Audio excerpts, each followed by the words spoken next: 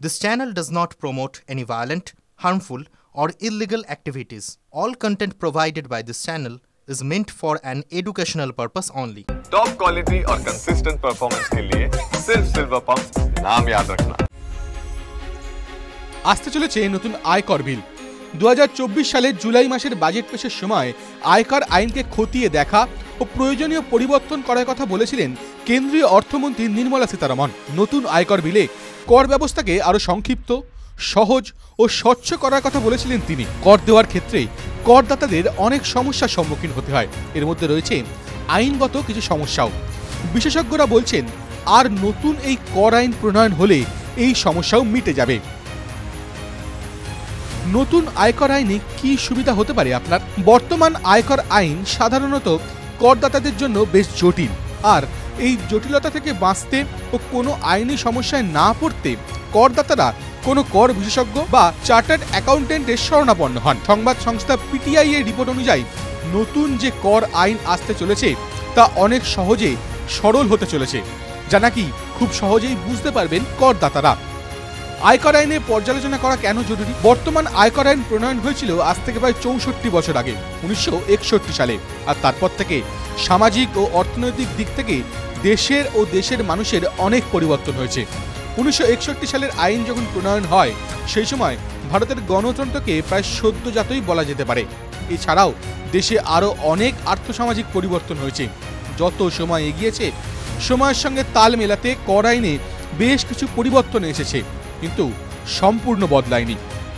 নতুন আয়কর আইনে কি বদল হতে পারে? নতুন আয়কর আইন অনেকটা মেয়াদহীন, ঝরঝরে হতে পারে, যা সাধারণ করদাতাদের বোঝার পক্ষে সুবিধাজনক হবে। সরকার চাইছে নয়া আইন আকারে বা আয়তনে পুরনো আইনের অর্ধেক যেন হয়, যাতে ঠিক কত টাকা কর দিতে হবে তা বুঝতে করদাতাদের কোনো অসুবিধা না হয়।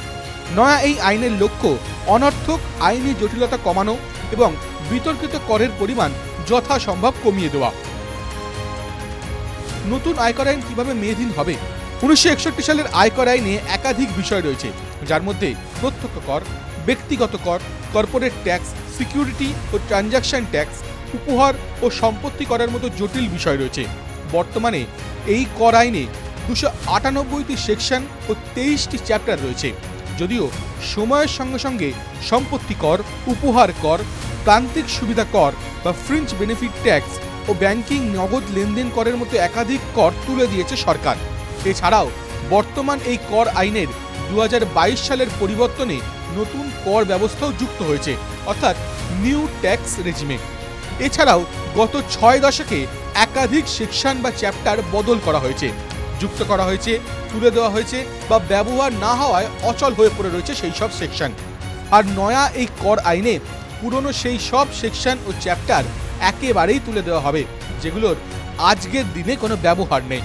এছাড়াও মনে করা হচ্ছে নয়া এই আইনের ভাষা এতই সরল হবে যে কোনো কর বিশেষজ্ঞ ছাড়াই তা সহজে বুঝতে পারবেন করদাতারা। নয়া এই আইন কি সাধারণের জন্য করের বোঝা বাড়াবে? সংবাদপত্র টাইমস অফ ইন্ডিয়ার প্রতিবেদন অনুযায়ী নতুন এই কর আইন রাজস্ব নিরপেক্ষ হবে। নয়া আইন প্রাথমিকভাবে ভাষা স্পষ্টতা, সরলতা ও কর জমা দেওয়ার ব্যবস্থাকে আরও সহজ করার দিকে জোর দেবে। নয়া এই আইনে করের হারে কোনো পরিবর্তন আসবে বলে মনে করছেন না সংবাদ সংস্থা বিজনেস স্ট্যান্ডার্ডও, কারণ করের হার পরিবর্তনের মতো বিষয় প্রতি বছরই বাজেট পেশ করার সময় অর্থ আইন মোতাবেক হয়ে থাকে। আসন্ন 2026 অর্থবর্ষের বাজেটে যা যা পরিবর্তন হবে সেই সব পরিবর্তনই নয়া এই আইনে অন্তর্ভুক্ত থাকবে। ডিরেক্ট ট্যাক্স কোড কি ফিরে আসবে? আয়কর আইনকে সরল করার প্রয়াস এটাই প্রথমবার এমন নয়। এর আগেও সরকার আয়কর আইনকে সরল করার চেষ্টা করেছে।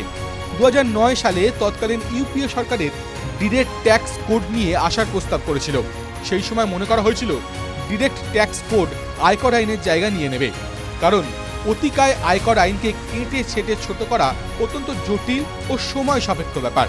ডিরেক্ট ট্যাক্স কোডে যে প্রস্তাব রাখা হয়েছিল তার মূলত 3টে স্তম্ভ ছিল।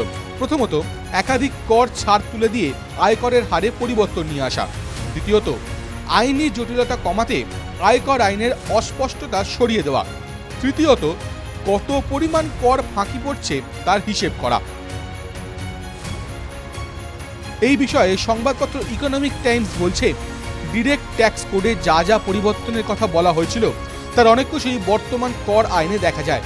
এমনকি নতুন কর ব্যবস্থায় একাধিক কর ছাড় তুলে দেওয়া হয়েছে ও করের হারও কমিয়ে দেওয়া হয়েছে। করের বিষয়ে পরামর্শ প্রদানকারী সংস্থা গ্র্যান্ট থর্নটন ভারতের অন্যতম অংশীদার রিয়াস থিংনা বলছেন, নয়া আয়কর বিলের লক্ষ্য খুবই উচ্চাকাঙ্ক্ষী। একসঙ্গে সরকার ও আইন প্রণেতাদের কাছে এটা একটা বিরাট পরীক্ষা।